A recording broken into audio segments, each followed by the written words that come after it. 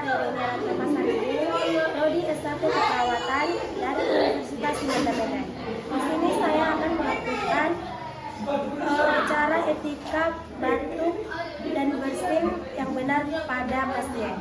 Nah, yang mana batuk adalah respon alami tubuh untuk membersihkan saluran pernapasan dari virus dan bakteri seperti debu, yang bertujuan untuk menghindari penularan pada orang di sekitar.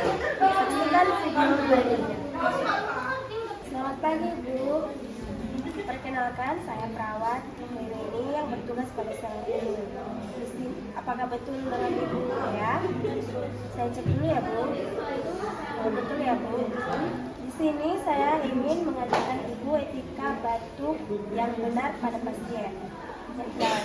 Pertama, jelaskan dulu apa batuk. Batuk itu yaitu respon alami tubuh untuk membersihkan saluran pernapasan dari virus dan bakteri.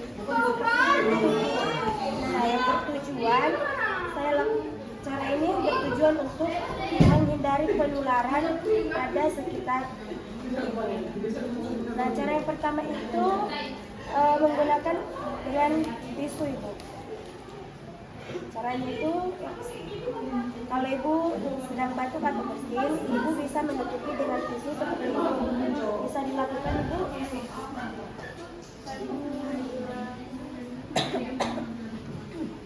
Betul ya, Ibu. Yang kedua, ada dengan cara batuk pakai tangan dalam, bagian dalam seperti ini, Bu. Nah, bisa dicoba lagi, Bu. Bisa lakukan. Dan Ibu, yang ketiga, memakai masker. Jika Ibu ingin melakukan aktivitas dan jika Ibu masih merasakan batuk terus-menerus, Ibu bisa menggunakan masker untuk menghindari penularan pada orang sekitar Ibu. Apakah Ibu mengerti dari yang saya jelaskan tadi? Baik, Bu, saya sudah jelaskan. Terima kasih Ibu sudah mendengar penjelasan saya.